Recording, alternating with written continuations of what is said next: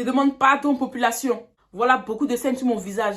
C'est parce que je suis fatiguée. Je ne dors plus. Je fais les scripts, je fais les montages pour vous faire les vidéos de qualité. Pardonnez-moi. Salut tout le monde, bienvenue sur ma chaîne, bienvenue sur la chaîne d'Ezekiel For Real, your favorite doll, la plus mignonne des mignons, la plus pimpante des pimpantes. Il n'y a pas mon 2, il n'y a jamais mon 3. Tais-toi. Travel like a narco, got dope like Pablo, cut dope like Pablo, chop tree with the Draco, on the north got Diego. Aujourd'hui, nous parlerons de la haine et du racisme dont certains Arabes font preuve envers la communauté noire. Quand je parle d'Arabes, j'englobe ceux du Maghreb et ceux du Proche et Moyen-Orient. Le but de cette vidéo n'est pas d'inciter à la haine ou encore même de se victimiser parce que souvent, quand des Noirs parlent des situations qui leur arrivent, on va automatiquement dire qu'ils se victimisent alors que ce n'est pas du tout le cas. On va réellement essayer de comprendre pourquoi certains Arabes, je dis bien certains, pas tous, il ne faut pas généraliser, sont racistes envers les Noirs. Je réitère mes propos, je ne suis pas en train de généraliser et de dire que tous les Arabes sont racistes.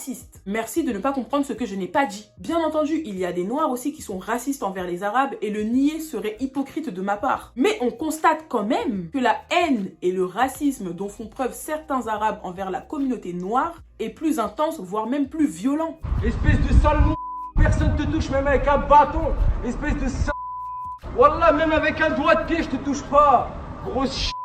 D'ailleurs, je condamne fermement le racisme, peu importe par qui il est perpétré. Avant que la vidéo ne commence, n'oubliez pas de vous abonner, de liker, de partager, d'activer la cloche des notifications et de laisser un commentaire si elle vous a plu. Ouais. Tu veux un verre d'eau? Non, c'est bon. Pour te Non, c'est un bon. peu. C'est bon, t'inquiète, merci ma soeur, c'est gentil. Moi, je ne suis pas une partisane de la haine. Vous avez le droit de ne pas être d'accord avec ce que je vais dire dans cette vidéo. Et il n'y a pas de souci, je suis ouverte au débat. Mais veuillez rester courtois. Vous connaissez votre go. Avant d'expliquer un phénomène ou un comportement, j'aime qu'on puisse retourner en arrière dans l'histoire. Parce qu'en général, c'est dans le passé qu'on trouve les réponses. Je pense que tout le monde est plus ou moins informé de la traite négrière transatlantique qui a eu lieu pendant 400 ans. D'ailleurs, elle a concerné plus de 12 millions d'esclaves noirs. Donc les colons blancs quittaient l'Europe pour rejoindre l'Afrique et ainsi acheter des esclaves noirs. Ils les achetaient avec de l'alcool, des armes et même des bijoux, avant de rejoindre l'Amérique pour les faire travailler dans les champs et les plantations. Le sucre, le café, le tabac, le coton qui étaient cultivés par ces esclaves étaient revendus aux Européens. Quant à la traite intra-africaine, il faut savoir que pendant les guerres qui opposaient les différents empires africains, des hommes, des femmes et des enfants étaient capturés et réduits à l'esclavage parce qu'ils avaient besoin de main-d'œuvre pour les constructions, pour les travaux et dans les champs. Et elle aurait concerné 14 millions d'esclaves. Ensuite, il y a eu la traite orientale dite arabo-musulmane. Donc pendant plus de 13 siècles, les Noirs ont été les esclaves des Arabes. D'ailleurs, ça a été la traite la plus longue et la plus violente, la plus massive aussi, parce qu'elle a concerné 17 millions d'esclaves. Mais ça reste quand même un sujet tabou, puisqu'on en parle moins que la traite transatlantique. Je ne dis pas que l'une est plus grave que l'autre, mais c'est dommage qu'on parle plus d'une que de l'autre. Certains trouvent qu'on ne parle pas assez de la traite arabo-musulmane volontairement pour rendre pour seul et unique responsable les Occidentaux. D'autres justement pensent que les Occidentaux se cachent derrière la traite arabo-musulmane pour montrer que finalement ce ne sont pas eux qui ont fait le plus de mal. D'autres disent aussi que des pays comme le Mali préfèrent se taire sur le sujet et passer cette histoire sous le tapis parce qu'après la colonisation religieuse, ils ont été convertis à l'islam et qu'actuellement ils partagent la même religion. Et du coup, c'est comme s'ils étaient devenus des frères de foi. J'espère que jusqu'ici, vous me suivez et que je vous ai pas perdu mes petits loulous. En gros, là, ce que je viens de vous expliquer, c'est qu'il a existé 3 traites. Il y a eu la traite transatlantique dite occidentale, donc c'est quand les Blancs ont rendu esclaves les Noirs. Il y a eu la traite intra-africaine, donc là, il s'agit d'Africains eux-mêmes qui ont rendu esclaves leurs semblables. Et pour finir, la traite orientale dite arabo-musulmane. Donc là, ce sont des Arabes, des musulmans qui ont rendu esclaves les Noirs. Et là, vous vous demandez pourquoi est-ce qu'elle nous raconte ça? Quel est le rapport avec le fait que les Arabes n'aiment pas les Noirs? Si je vous ai raconté tout ça, en fait, c'est pour vous démontrer qu'à une certaine époque, de par l'esclavage, les peuples arabes ont dominé les Noirs. Ce qui a poussé certains Arabes à se sentir supérieurs à nous et à nous considérer comme des moins que rien vu qu'on était leurs esclaves. Et on remarque que malheureusement, ce phénomène perdure jusqu'aujourd'hui. Là, vous faites le lien maintenant? Vous savez, hein, moi, j'aime pas parler sans preuve, donc là, je vais vous donner des cas qui illustrent mes propos. Déjà, pour commencer, lorsqu'on va dire à un Maghrébin qu'il est africain, en général, ça va pas trop lui plaire parce qu'il ne se considère pas comme étant africain. En fait, eux, dans leur tête, enfin, dans la tête de certains Maghrébins, toujours faire la nuance, être africain est synonyme d'être noir. Alors que non. La preuve en est. Déjà, les Maghrébins ont tendance à beaucoup oublier qu'ils sont africains. Moi, quand je viens en Tunisie, des fois, on me dit, tu sais, il y a beaucoup les Africains ici. Je dis, mais c'est peut-être parce qu'on est en Afrique, en fait. On me dit, mais non, les Africains, les Africains. Et pour eux, les Africains, c'est les Noirs. Et en fait, ils ne savent pas que la Tunisie s'appelait Afriqiya. Et c'est elle qui a donné son nom au continent. Ouais, le nom, c'est vrai. On est africains. Pendant la Coupe d'Afrique des Nations, on sent bien qu'il y a 2 groupes distincts, donc l'Afrique noire et l'Afrique blanche. Bien que ce soit une compétition, on doit quand même être unis, mais c'est pas du tout le cas. Lorsqu'un pays d'Afrique blanche comme la Tunisie va battre un pays comme le Ghana, ça va passer. On va se charrier, on va se taquiner, rien de méchant. Mais quand c'est l'inverse et que c'est un pays d'Afrique noire, comme la Côte d'Ivoire par exemple, qui va battre l'Algérie, ça va finir en insultes. Et là, on va nous insulter de kerl, de babouins, d'esclaves. Alors que c'est qu'un jeu, faut savoir être fair play. Il y en a même qui vont dire qu'on a utilisé des gris-gris, qu'on a eu recours au vaudou pour gagner. Comme si on ne pouvait pas être talentueux. De ça, le gris-gris, tu as bien compris, parce qu'ils ont fait un grand gris-gris بنتي.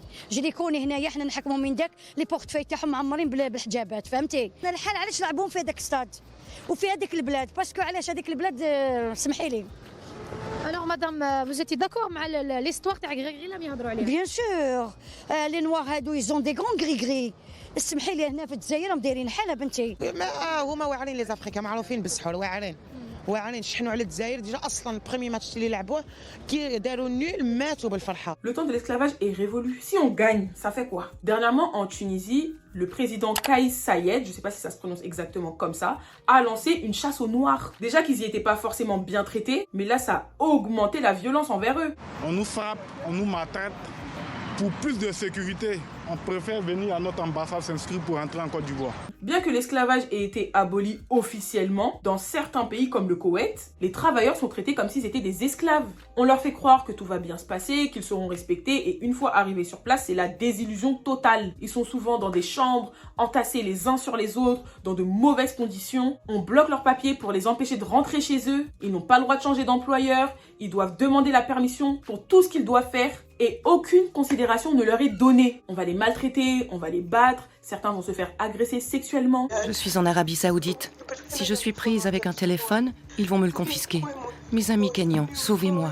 J'ai regardé le témoignage d'une sœur qui était partie travailler en Tunisie et qui dénonçait justement le comportement hypocrite de son patron. En fait, quand son patron était devant sa femme, il faisait comme s'il la maltraitait. Et dès que sa femme tournait le dos, qu'elle allait au travail ou qu'elle sortait, il devenait doux comme un agneau avec elle parce qu'il voulait coucher avec elle. Encore une fois, hypersexualisation de la femme noire. D'ailleurs, j'aborde le sujet de l'hypersexualisation de la femme noire dans ma vidéo « Pourquoi je déteste être noire ». Donc, je vous recommande aussi d'aller la regarder. En Libye, des esclaves noirs sont vendus sur des marchés comme si c'était de la marchandise pour la modique somme de 340 €. La peau noire est une marchandise en Libye. On nous vend à vil prix comme des poulets. Ce phénomène s'est encore plus amplifié depuis la mort du colonel Kadhafi. Les migrants noirs quittent leur pays pour rejoindre l'Europe en passant par la mer. Et dans leur périple, ils passent par la Libye parce que c'est là-bas qu'ils vont prendre les Zodiacs qui vont les conduire en Italie. En Libye, certains seront pris en otage, kidnappés, emprisonnés en échange de rançons qu'ils vont demander à la famille de leurs détenus. Souvent même, on les arnaque en leur faisant payer de grosses sommes pour qu'ils aient une place dans les Zodiacs. Et en réalité, il n'y a pas de place dans les Zodiacs. Sur les réseaux sociaux, on peut voir certains maghrébins et certaines maghrébines faire des vidéos où ils vont insulter les noirs, les dénigrer.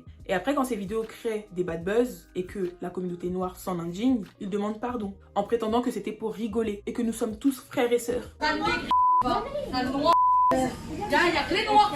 Des deux côtés, c'est vrai qu'on peut retrouver des personnes qui sont catégoriquement opposées à la mixité. Mais ce qui m'a vraiment choqué, c'était les propos d'une maman maghrébine qui disait que même si son gendre était l'un des compagnons du prophète, du fait qu'il soit noir, elle ne voudrait jamais que sa fille se marie avec lui. Je peux comprendre que certains soient communautaires et veuillent que leur enfant se marie avec des personnes qui viennent de cultures qu'ils connaissent. Mais je trouve qu'il y a une manière de dire les choses. En réalité, ce comportement, on le retrouve partout parce que l'inconnu fait toujours peur. Et donc, ça va pousser les gens à rester entre eux. Mais en disant ça de cette façon, c'est comme si nous étions des sous-hommes et que nous ne sommes pas légitimes de nous marier avec eux. Inconsciemment, certains refusent la mixité parce qu'ils nous voient encore comme des esclaves. Bref, il y a vraiment énormément à dire et si je veux tout lister, la vidéo va durer des heures. Nous sommes en 2023, dans quelques mois en 2024 et c'est dommage que des personnes pensent encore comme ça. Libérez-vous de ces pensées arriérées et archaïques. Personne n'est au-dessus de personne, nous sommes tous égaux. Apprenons à nous respecter mutuellement et à être amour. C'est valable aussi bien pour les Noirs que pour les Arabes. Hein. Et puis mes frères noirs, je vais m'adresser à vous. Pourquoi est-ce que vous vous obstinez à aller dans des pays qui sont dangereux pour nous? Vous savez que les conditions là-bas ne sont pas bonnes, mais vous y allez quand même. Il y a plein de vidéos de sensibilisation, vous pouvez pas dire que vous ne savez pas. Même vos pays d'origine vous mettent en garde et vous déconseillent d'y aller, mais vous y allez quand même. Et puis après quand vous arrivez là-bas, qu'on vous bloque, qu'on vous maltraite, vous faites les vidéos de SOS. À mon peuple et à l'ambassade,